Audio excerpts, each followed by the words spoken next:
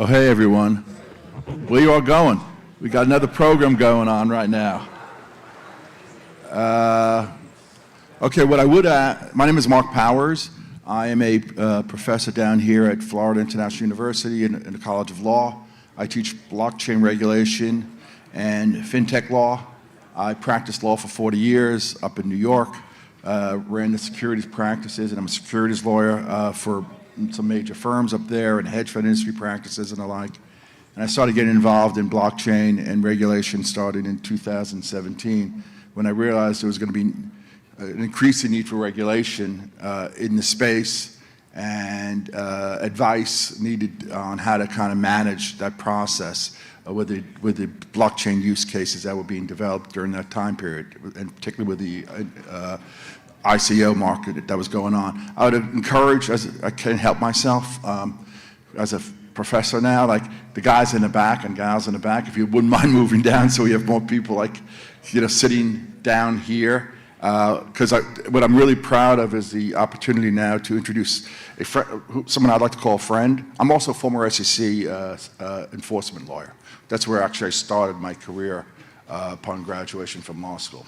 So with that background, I'm really proud to have a former SEC Commissioner down here in person. In my class, I've actually had SEC Commissioner Hester Peirce, known as Crypto Mom, a number of times. But now I actually get to meet and spend time with one that I've known for now, I want to say 8 or 10 years, Troy Paredes, who has a tremendous amount of knowledge and expertise and experience and is a really thoughtful, was a thoughtful commissioner and is an even more thoughtful kind of leader in thinking about the major issues that need to be considered both by companies and the government and regulators around the issue of blockchain use cases and in particular security tokens. So with that, let's all welcome Troy Paredes up to the stage. Thanks for being here, Troy. Have a seat right here. So, welcome to Miami. Great to be here. Yep. And we have this also being live streamed, so just be aware that people are listening, and you're also being taped. Alrighty then. So you started going to Yale and then teaching at Washington University. And so why don't you tell us about those experiences before we get to your time at the SEC and currently? Yeah, well, I never thought I was going to be, a law professor, and then upon graduation and after practicing for a handful of years, I decided to make the change, and so then made the change from being a corporate lawyer to being a corporate securities law professor, which was a big change. But one of the things that was really interesting, and I didn't know it at the time, how it would play out going forward, is my background as a professor in terms of teaching and writing was in corporate securities, as I mentioned, but also a lot of work in terms of property theory, innovation, thinking about small business, thinking about the ways in which we can promote economic growth and what that means in terms of securities regulation, corporate governance, different institutional structures in terms of how the government does what it does, which is to say how government legislates and regulates. And so I was happily doing all of that as a professor at WashU, as you mentioned, and then got tapped in 2008 to join the SEC as a commissioner. And so when that opportunity presented itself, I left what I was doing at the SEC, what I was doing at WashU, and went to the SEC to kind of jump and fast forward a bit, and we'll talk about a bunch of other things, but just to fast forward, I didn't know at the time when I was a corporate securities law professor and teaching property and some other subjects, as I mentioned, the ways in which some of the grounding principles of those disciplines would be front and center now when it comes to blockchain, tokenization, and digital assets. I mean, there's lots of ways in which one can think about the issues that are front and center for folks in this room and root it in, frankly, property theory, rooted in contract theory, rooted in the general principles of innovation and broader macro principles and insights from a theoretical perspective as well as an econometric perspective in terms of economic growth over centuries. And so it's been fascinating for me to have the opportunity from this vantage point to reflect back on the work I did as an academic and see the points of connection. You know, it's interesting you say that, Troy, because now having taught at FIU for 3 years, I mean, one of the reasons why upon retiring from the practicing law was, for me, was teach students about the subject matter, because blockchain is much more than just dealing with, in fact, securities laws. You know, it's like, you know, the businesses that are going to be built on blockchain, and you heard the prior panel of the various, you know, Stella, Ripple, and all these, they're companies and they're businesses like any other. So they have to know tax laws. They need to know contract laws. They need to know anti-money banking laws and regulations. So I thought that, as you know, if law students need to be broader and understand the basics about blockchain to be able to do a fulsome job of really properly representing clients, because if you don't know the client's business, you can't properly represent them. So I thought that's a really interesting point you're making. So let me ask you, so you're a corporate securities professor, you get tapped, and just for those of you that don't know, at the SEC, the way it's structured, it's a regulatory organization, administrative agency, and therefore there are 5 commissioners, right? It was founded in 1934. There was a 1933 Act dealing with issuance of securities, and then 1934 Act dealing with trading and marketing of securities. And that's when they created the Securities Exchange. 5 commissioners, 2 are always Republicans, 2 are always Democrats, and the chair is always appointed by the president. So therefore, the majority party is the one that's the president's party. So that's how we got Jay Clayton previously under Republican president, and now how we have Gary Gensler under Democratic president. So you were appointed to a Republican seat following, I guess, Paul Atkins, commissioner? Correct. Right. And that was in 2008? Correct. And you were there for how many years? 5. They're 5-year terms, and I chose to stay the entire 5. If you think about the math on what Marc was just saying, 2008, there was a lot going on in the economy in 2008. I was sworn in on August 1st of 2008, right before the middle of September of 2008 and the financial crisis. And so my view was, given everything that was going on and the aftermath of the crisis with Dodd-Frank and otherwise, there was certainly plenty to keep me occupied and interested. So I was there for a full 5 years, again, 5-year terms, and left in the summer of 2013. Right, so you had a financial crisis coming probably shortly after you joined. Very shortly and after. This was under Very shortly after. President Bush II. And now, what kind of topics did you find most interesting while you were there and that you focused on? Yeah, it's a great question. A lot of folks, if you don't really know the agency, and there's a lot of reason why a lot of folks don't really know the agency in terms of living and breathing the SEC in the way that I do. As Marc said, there's 5 commissioners. They're all appointed by the president and subject to Senate confirmation, one of whom is designated as the chair, and the commission is politically divided by statute in the way that Marc described. I'd replace Commissioner Atkins, Paul Atkins. One of the things that was interesting about the commission that I appreciated before I got there, but really appreciated when I was there is, and I won't go through the entirety of it, but the sheer breadth of what the SEC has responsibility for. And the SEC is the primary regulator across the entirety of the U.S. capital markets. And if you kind of pause and reflect on that and think about all that that entails, suffice it to say, an enormous remit at the SEC. What is the practice, though, is that there's no really divvying up of responsibility among the commissioners. It's not, well, you commissioner so-and-so, you really run point on this, and you commissioner so-and-so, you really run point on that. Rather, you're involved in everything. So across the entirety of the commission's mission and mandate, you have a role to play as a commissioner, which is fascinating because of the breadth. I will tell you, it's also very humbling because there's a whole lot of stuff, no matter how much time, I guess I'll speak for myself, no matter how much time I spend in the field as an academic or practicing, prior to that, there's a whole heck of a lot about what the SEC does that I hadn't had the occasion to think about, certainly not think deeply about. And one of the things I certainly didn't have the chance to think a lot about was what to do in the context of the greatest financial crisis since the Great Depression. That was not something that was part of my research agenda when I was an academic or something that I focused on when I was in practice, and yet there you are. So what was most interesting in some sense is the opportunity, A, to contribute and do the best you can. And I say that not in a kind of oh shucks sort of way, but just genuinely the opportunity to do your best to try to make things better.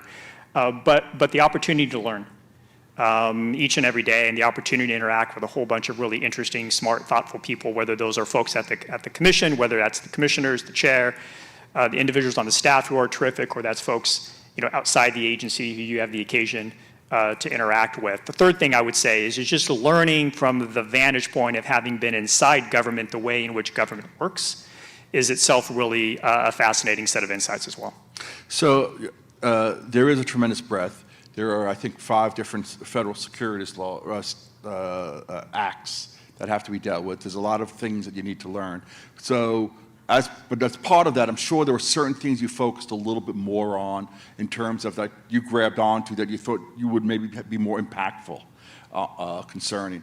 So what would you consider to be some of your proudest achievements then as a commissioner, Troy? Yeah, so I'm sure if you took a poll of different folks, they would have different views as to what I contributed or not, depending on if they agreed with how I voted. But recognizing that and setting that to one side, there are a couple of things that were priorities for me very quickly at the commission, and they do have their roots in my work as an academic.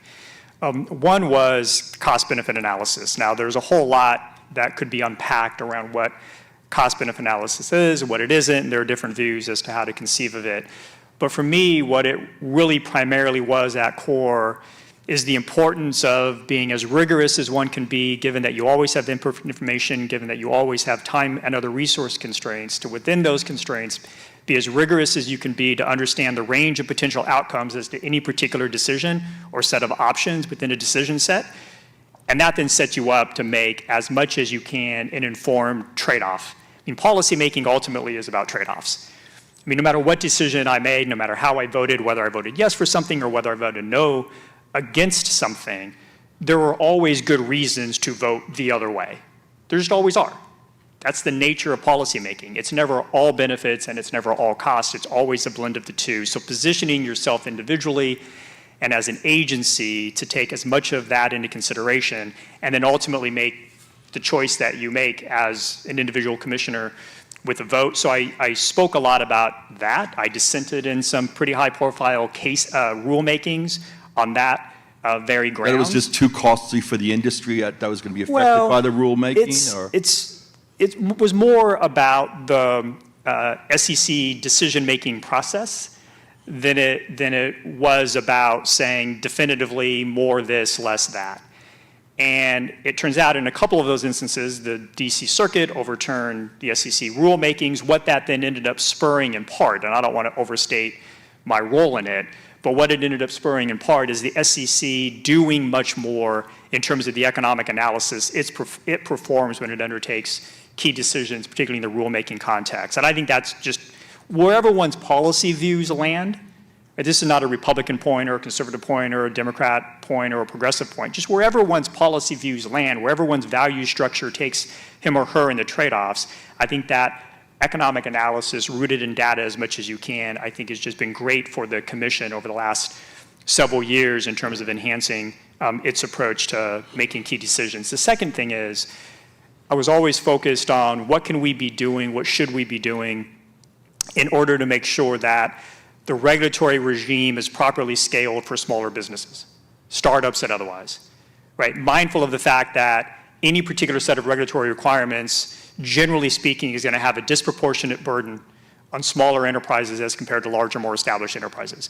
And if you go back from a cost-benefit perspective, what that then means is, I think, is the tally of costs and benefits, and now you conceive of those for a given particular regulation is going to be different as applied to a smaller business than it is to a larger business. And so how do I at the time think that through to scale regulatory requirements as compared to saying, here they are, whether you're a brand new startup or you've been around for a really long time, you have to all do the same thing, thinking about the ability to be a bit more accommodated by scaling regulatory requirements that better fit smaller businesses, very much consistent with what I was saying before, a view that it's important to make sure we continue to spur growth and innovation. Right. So then you go and you leave the commission and you start a consulting firm called Paredes Strategies. You then also, I want to say, start a podcast, which many of you could still see, and it's still active, with co-hosting with Lee Schneider, a corporate securities lawyer at a top law firm called Appetite for Disruption: The Business and Regulation of FinTech.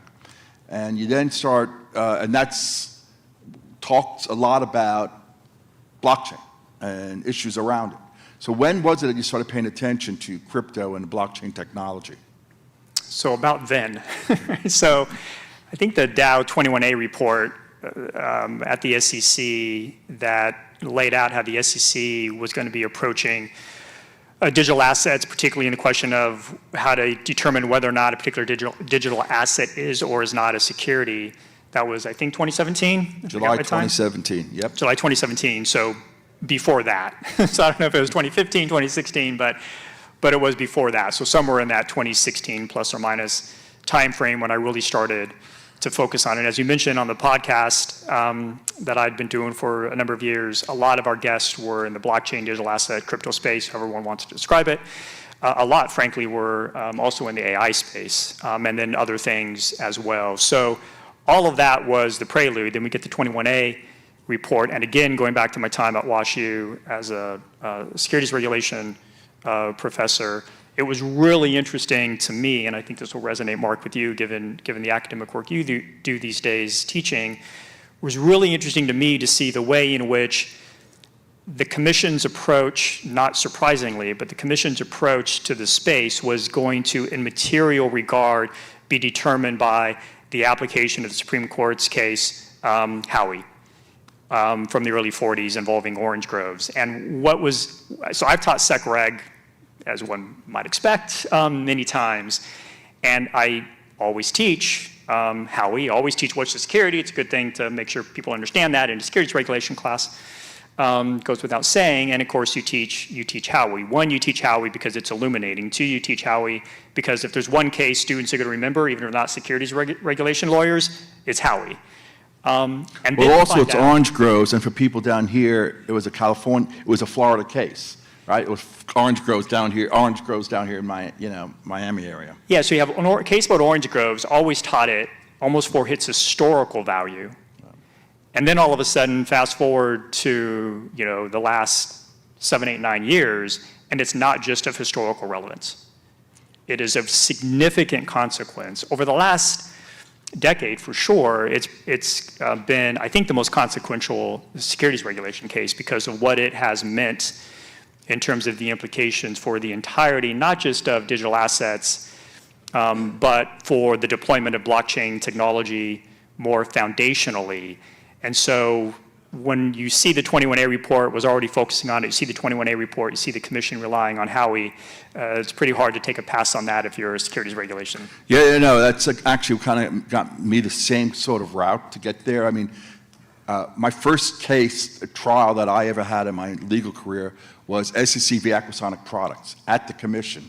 And it had just been approved by the commission to go forward. And it involved geographical dental licenses, which we argued under the Howey test were quote unquote investment contracts and securities. So full circle, then all of a sudden this starts coming out and you see ICOs occurring. I'm saying, what's going on here? Don't these people realize that half of them are securities offerings? And they're not registering, and how they think that these white papers somehow make it work. So it was a really fascinating area for a securities lawyer to start thinking about. So, but now you then have the Howey test. You have the current commission under Chairman Gensler thinking that there's clarity, regulatory clarity about what can be done, what can't be done. A lot of other people think there hasn't been enough clarity and clear guidance about the guardrails there. How do you come out on that? I think there's two different pieces to it, at least. One is the question of whether any particular digital asset or any particular tokenized asset is or is not a security. Right? That's one question, and the SEC, at least under Chair Gensler, has pretty clearly said they are. Maybe there's some exceptions, but when you kind of look at enforcement actions and different statements, speeches, and the like, a majority, at least let me restate that. The chair and others at the commission seem to be of that view, and I think the chair has essentially said there is clarity, this stuff are securities, at least by and large. Now, let me just quickly note, not every commissioner at the SEC holds to that view. I won't go through chapter and verse, but if one were to look at the statements from Chair Gensler, for example, and compare them to the speeches and statements of Chair Gensler and compare those of Commissioner Peirce, you would see daylight. Or when he was a professor at MIT. Yeah, so even thinking about the SEC, one can get more granular and think about different individuals at the SEC having different views. But one question is, okay, the what is it question?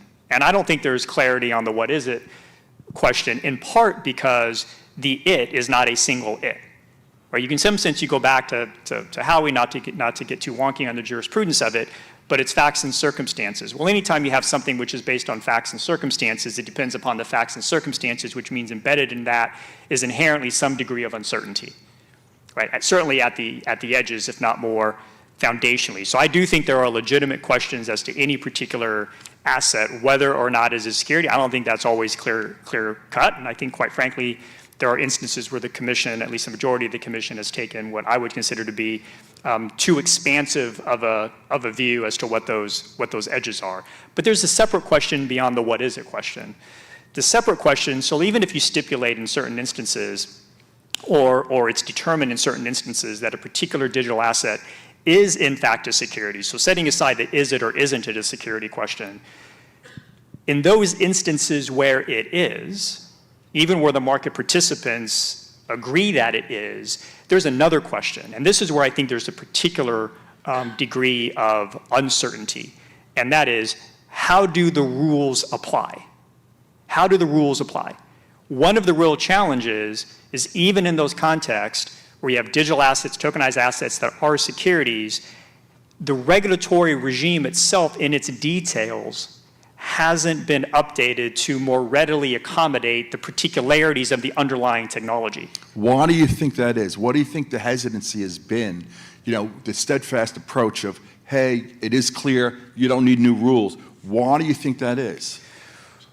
Well, look, I think one of the challenges has been, there has been, understandably, and it persists, so much focus on the what is it question, which is the jurisdictional question.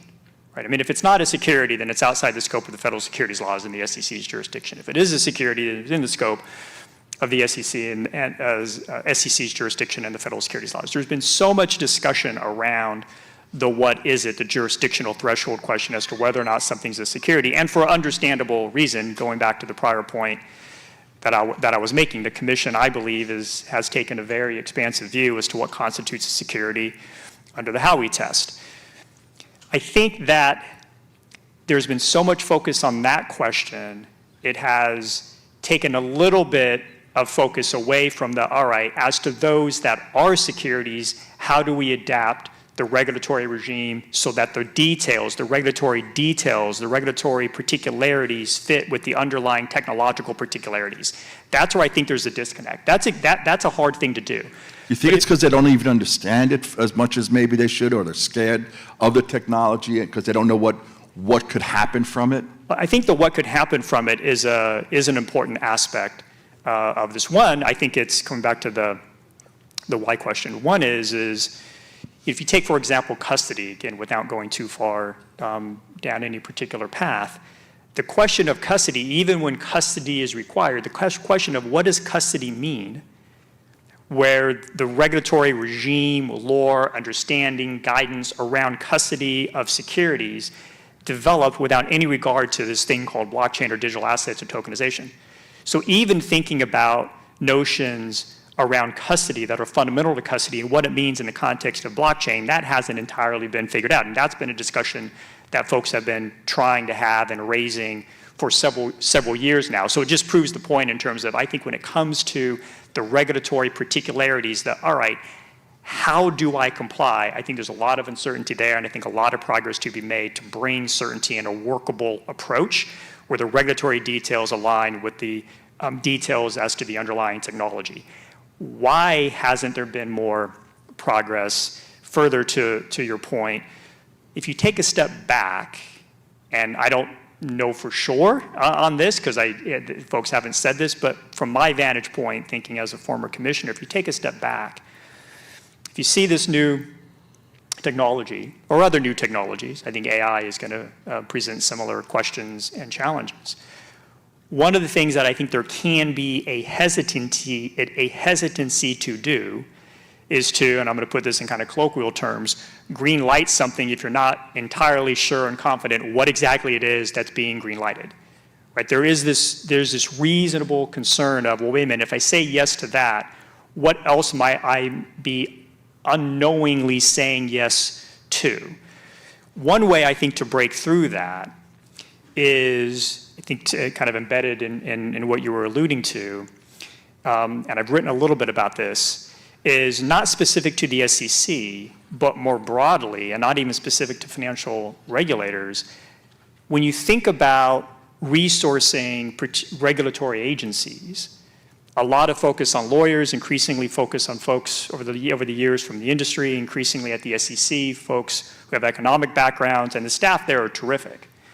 But what the agencies haven't historically had to do as much of by way of their own internal resources is thinking about, do we have enough engineers? Do we have enough data scientists? Do we have folks with these kinds of technical technology backgrounds? Undoubtedly, they have some of those skills, but do they need to have more of those skills and capabilities to help bolster their own, if you will, in-house understanding of the technology details to then generate the kinds of confidence in terms of crafting the regulatory details that better match? I do think that is a piece of it to some degree, which is not a criticism of any particular agency. This stuff presented itself pretty quickly, but I think it's a bit of a thinking about the advances of technology and the pace at which the technology changes. How does that affect the resourcing of any particular regulator? Interesting. So let's focus specifically on what is the main purpose of this conference, which is tokenization and security tokens. You have major legacy financial institutions that are starting to offer them as investment opportunities. You have, just back in March, BlackRock launched its first tokenized fund, Build, a private short-term treasury fund. You have Franklin Templeton back in, I think it was April of 2021, doing the first tokenized money market fund. 380 million AUM, I think, in each one of them at this point in time. And they're all, large corporations that once they're onboarded to these platforms of these legacy businesses can accept payments in the form of, the Benji token, for example. What do you think of the value and likely growth and adoptions of these kinds of tokens? Yeah, I think this is just the beginning. That's the short answer. That's the short answer. And one of the questions, one of the potential limiting factors is going to be, broadly speaking, not SEC specific, is the regulatory environment conducive to the deployment of the technology. That's separate from saying there is no role for regulation, right? I think the question is do you have a regulation that fits taking the underlying technology in consideration? Regulatory regimes like federal securities laws, CFTC, FTC, we can go down the list, do have a role vindicating important interests. Anti-fraud is important, custody or the assets there is important, anti-manipulation is important, transparency and addressing information asymmetries is important. I think one could agree that all of those are important things to vindicate. They all underpin regulatory requirements across financial services and beyond. The question is again, the details as to how those principles are operationalized in the context of regulatory particularities and how does it fit. Getting that worked out, I think, is going to have an impact, and how quickly that gets worked out and exactly how that gets worked out is going to influence how fast and at what scale we see more of what you just described taking place, at least in part.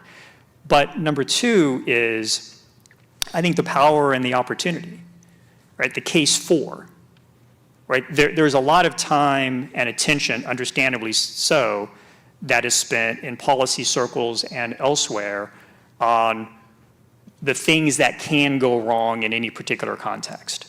And those things need their time and attention without question.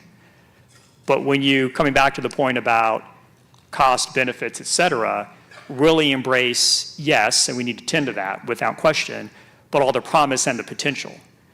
And the promise and the potential, more ability for individuals to participate in certain economic activity, lower friction, lower transaction cost, exchange of value, greater liquidity, the ability to automate in a manner that reduces risk, the ability to speed up transactions in a manner that reduces risk, the ability to leverage the underlying technology, tokens, digital assets, and embed into it aspects of compliance, risk management, transparency, et cetera. Those are all really powerful things. Those are all really powerful things. So we have, during this conference, some regulated, licensed and registered broker-dealers and alternative trading systems and the like.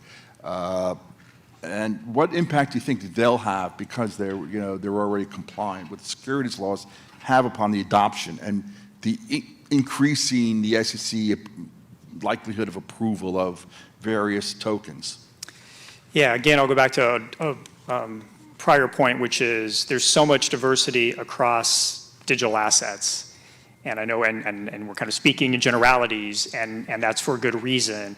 But on so many of these things we're talking about, one can get much more granular in thinking about, well, is a digital asset of this type, of that type, or some other type, in which case everything that I'm saying or you're asking about might have a slightly different degree of emphasis or flavor to it. That having been acknowledged, look, I think the more there is activity in the space, using that phrase broadly on purpose, the more that the benefits that accrue to consumers, to investors, to the marketplace becomes manifest. I think the more it substantiates the case for.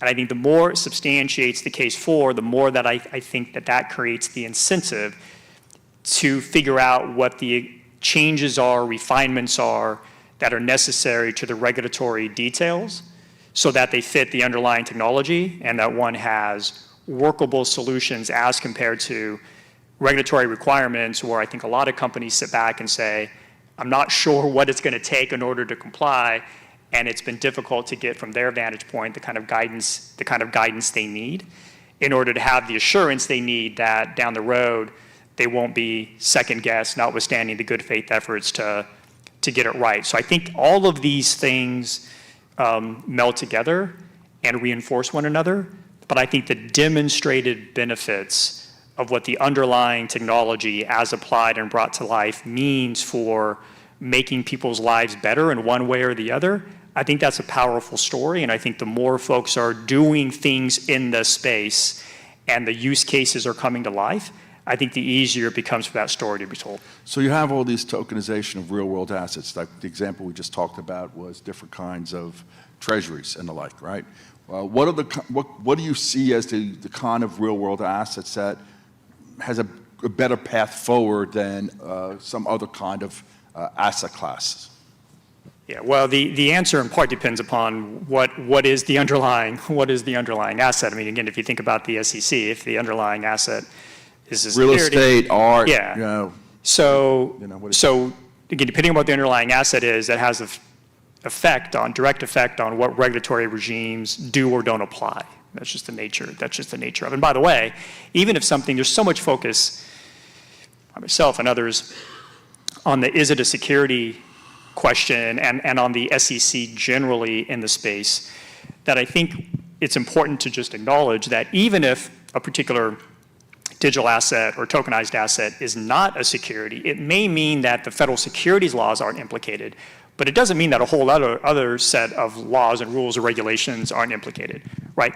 Goods or services, good old goods or services, nothing dealing with financial instruments, aren't unregulated, right? Aren't unregulated. So I do think that we really are in a space of which regulatory regime applies as to whether any regulatory regime applies. Having said that,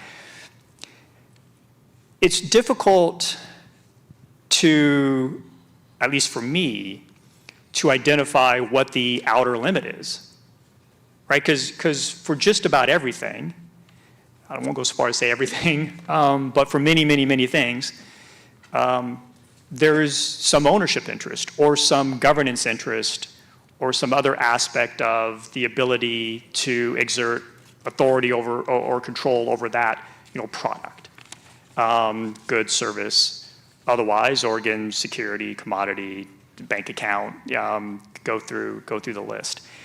And so insofar as what I just said is approximately accurate, then I think all of those things, which is just about everything, gives rise to the potential for a new way in which that claim is represented.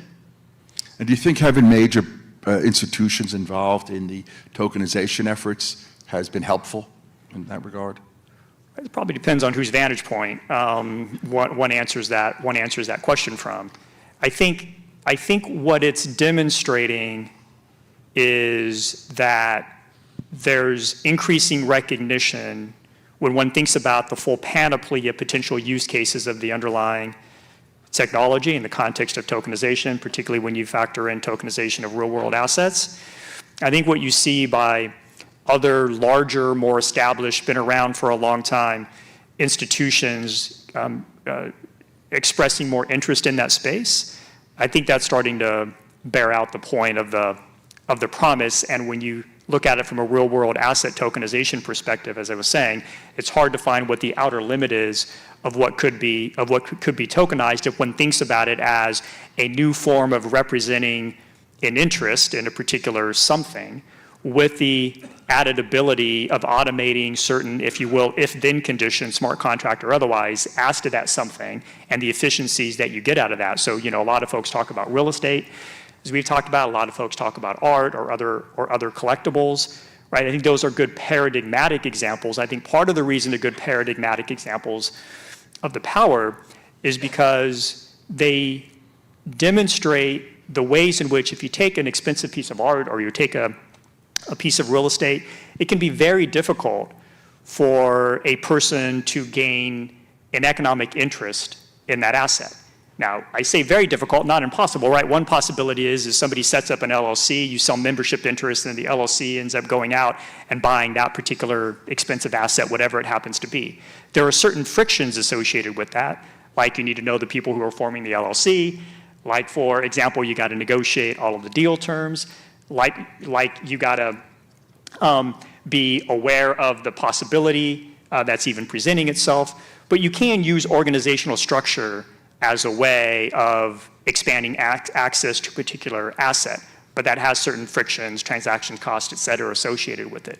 When it comes to tokenization, you have another way of expanding access to participate in the economic interest of a particular asset. Again, art, to your real point, estate, yeah, or otherwise. No, you're right, Troy. To your point, some people think that's good, some people think it's bad.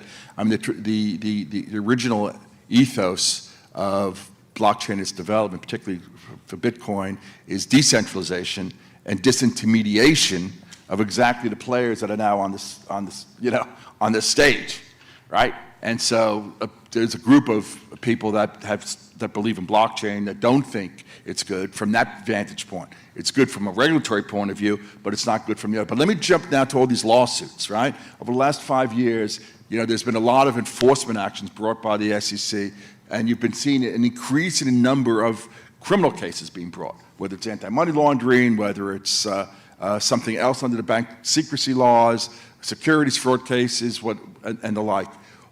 What message would you say our government is sending?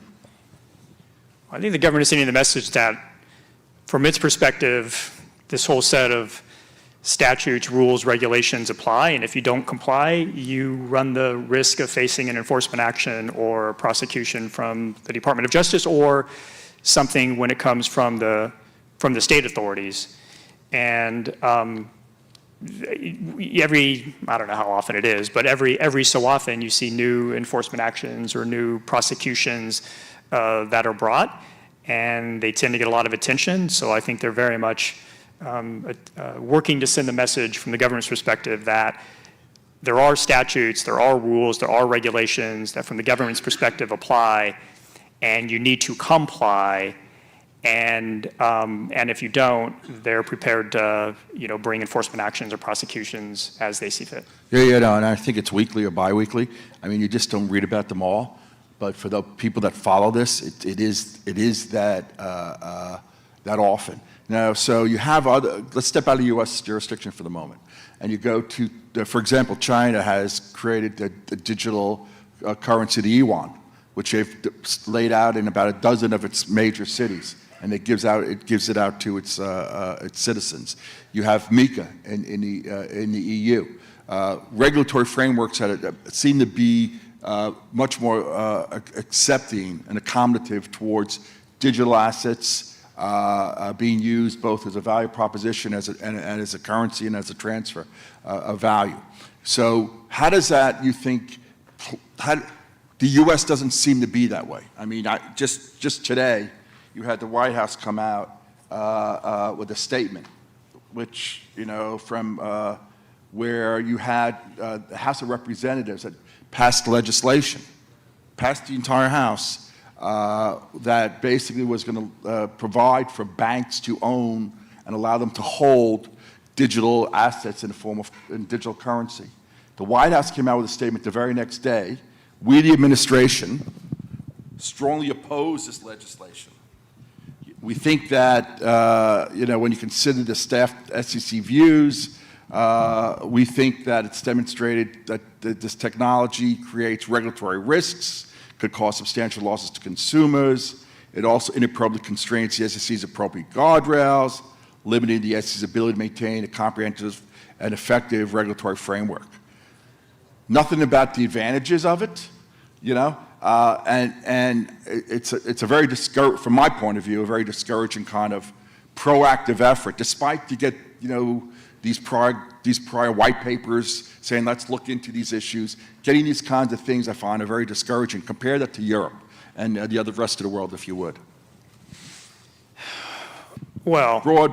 So you get to go anyway with that, basically. Yeah. So, look, I think I would have liked to what you were saying. I would have liked to have seen that statement from the White House at least do more to acknowledge the benefits, the power, the promise that can accrue, be it to investors, consumers, and others. Fair enough to identify what the White House thinks are the risks and the concerns, but there is another side to it, which is really what this conference is about and what you and I have been talking about. And from what you just read, that seems to be missing, at least in what you just read. And I think that's unfortunate, because then it sets up, if one's view is there's a bunch of bad stuff and not nearly as much good stuff, then from a policymaking perspective, it's not hard to figure out where folks are going to land. So again, amplifying the recognition of the benefits, I think, is really important to at least have something that is clearly worth being in favor of as you go about striking what you think the right balances are, going back to the point about trade-offs. When it comes to where the U.S. is situated globally, you know, one of the big developments over the last, 20 years, longer than that, and certainly this, I think, accentuates it, blockchain technology and other technologies that are of the day, is that everything is global. And the traditional notions that informed regulatory regimes from a jurisdictional perspective that were geographic in their kind of approach don't work so well, because the notion of geography itself isn't as constraining, or I should put it differently, geography isn't constraining in the way that it was 50 years ago. So what that then means, I think, as somebody who's had the true honor and privilege of having a policymaking role in government, is that in crafting regulatory requirements, legislation in the US, I think one has to be mindful of the dynamic nature of the flow of people. People can move, people increasingly move, as well as capital. Capital moves easy, as well as technology. Right? Technology doesn't have to be in this particular geographic location and not in that particular geographic location. So those are three ways in which, to different degrees, it very much is global as compared to local. How's that going to hurt us here from an economic point of view? Unless you don't think we are getting hurt, or we will be hurt. Well, I think the concern is, I share the concern, is that if you have economic activity that otherwise would be occurring here in the U.S. occurring elsewhere, everything else being the same, that has certain disadvantages for the U.S. And so if you sit back as a policy maker, I think, or as a regulator, and say, look, here's what my preferred regulatory requirements would look like in the U.S., fair enough. But then I think the question is all right, if we do that and other jurisdictions are doing something that's more accommodative or conducive to this economic activity, where is going to be the movement of capital, of people, of technology, and what does that then mean here in the US? So one has to think about it in much more of a dynamic sense as compared to a static sense. And when you then play out those dynamics, it may mean that in a dynamic global world where there are fewer frictions of the movement of technology, of people, and capital, you may adopt a different regulatory approach in the US than you might have if there were more frictions limiting the ability for people, technology, and capital to move.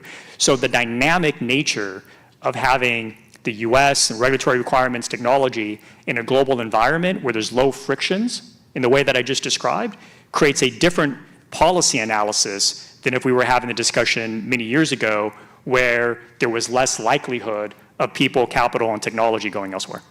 No, and that's so concerning, certainly for many people, including myself. And so I had one more question about central bank digital currencies and how China, I think, is really going to be hurting us and maybe allowing the our U.S. dollar to continue to be the world reserve currency.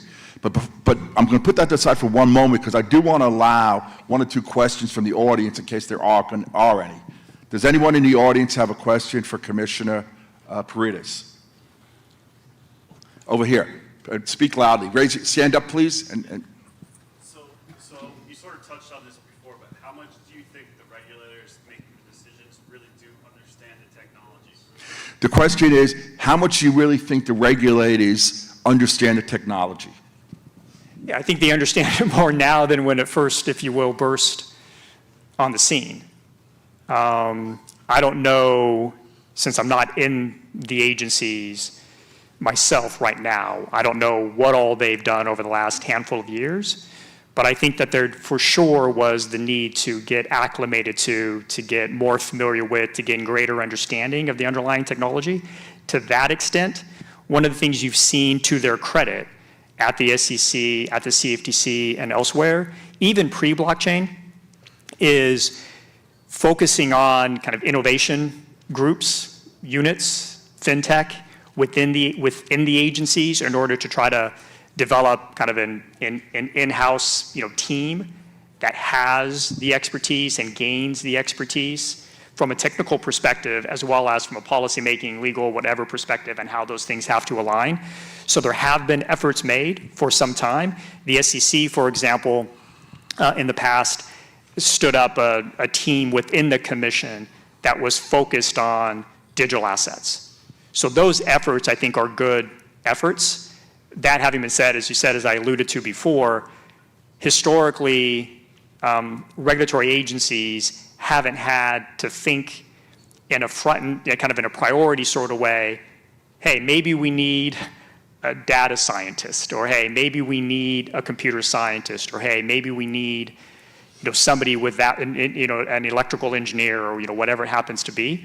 Now, what's interesting, and I'll just make this quick little note, is if you go back even to my time at the commission, which was not all that long ago, one of the things that was getting a lot more attention, and the commission was touting it, the SEC was touting it, and other agencies similarly, was their focus on more and more quantitative skills. Just think about it, PhD economists or folks with masters in finance or what have you, who could do real sophisticated economic analysis in order to identify potential misconduct or just other trends and developments within our capital markets.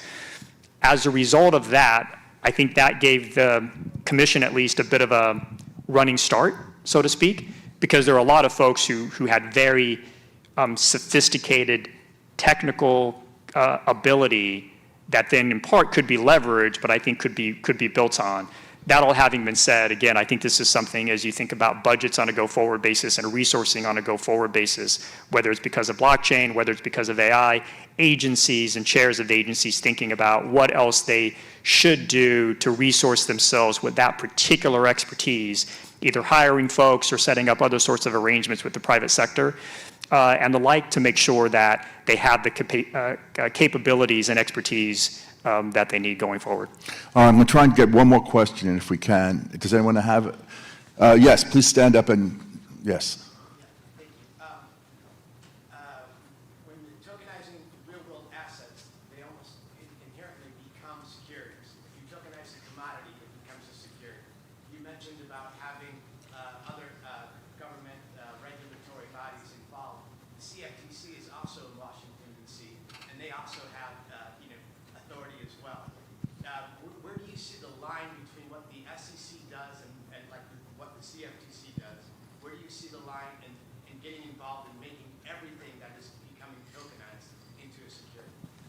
Yeah, so the question is in short, the line between CFTC and commodities and SEC and securities and what happens when you tokenize a real-world asset, and the argument on the part of some that the tokenized thing becomes, it's, if you will, a new thing that itself is a security. I think as to that question, the kind of the predicate of the second part, which I'll get to, I think that is the question that I think there is not unanimity on, as to whether or not, if you take something that otherwise is physical, some whatever, a piece of art, collectible, whatever it happens to be, something physical, the question of if you take something physical that, by the way, has a way of being represented. It could be represented in a contract, it could be represented in some bill of sale, it could be represented in a deed. There is a way, it could be represented as some electronic entry. It has a way of being represented in terms of one's ownership and other claims to that asset and over that asset. The question of, all right, well, if instead of using, a deed or whatever it happens to be, if instead of that, we now have a tokenized version that in substance and function represents the claims I've always had, it's now just reflected in a different way, which may facilitate different kinds of transacting, but fundamentally and qualitatively doesn't change the nature of my rights.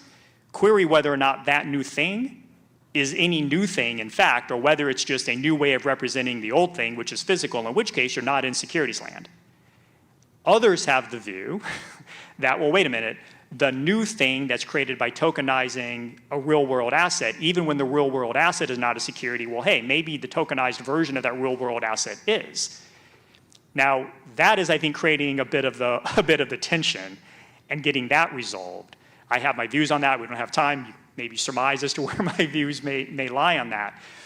But so that's the first point. I think there's a question mark as to how that's going to play itself out. My general view, and I know we're about out of time, my general view as an overarching principle, though there may be edge cases, is that if nothing else changes, and that's a big stipulation in what I'm about to say, if nothing else changes, and it's quote unquote merely a new representation, a new way to represent in a digitized, tokenized form, something that the underlying real world asset, and there's no dispute that the underlying real world asset is not a security, I'm not persuaded that the mere tokenization of an underlying real world asset either turns the underlying into security or turns the tokenized representation of the underlying into some other thing which is now itself a security. Like, so in other words, you would view it as a ledger, just merely a ledger, some representation of that underlying asset. Yeah, it's a new way of representing one's claims vis-a-vis the underlying asset. And again, when the underlying asset is not a security, it's not clear to me that that new advanced way of representing one's claim as to the underlying asset creates a new thing, the token, which is now somehow a security. Now, I think others have a different view than that. And again, there may be edge cases. And I was kind of careful to say merely, because if you tokenize and then you do a bunch of other things, well, then one has to consider what those bunch of other things If you do an offering, for example, of it of some sort, potentially. Right, but if you do an offering, now we're in the context of maybe that tokenized thing is now more akin to a share than an interest in an underlying real-world asset. Right. And if you're doing it to raise capital, then we're in capital raising land, which then takes us in at least to consider the 33, 34 Act and all. But full circle, because we're complete at time, facts and circumstances, like you said, matter. Yeah, well, right. Yeah, facts and circumstances matter, but I think to your point, just to round out, so that's the first part, right, because your kind of tee-up goes to the heart of the matter, I think. The second piece in terms of SEC, CFTC, if the SEC is taking, I think, an expansive view as to what constitutes a security. If that view were to be upheld by the courts, and there are cases working their way through, then if it's a security, then it's SEC land as compared to CFTC land. What I think is a tall order to expect is that there would be some sort of working out of the dividing line between the SEC and the CFTC which is, I think, why a lot of folks say maybe legislation is needed to more clearly figure out where that dividing line is going to be, in part, coming back full circle, as Marc said, because a facts and circumstances test is inherently uncertain because you're never exactly sure, one would argue or could argue, as to how your facts and circumstances measure up to somebody else's facts and circumstances.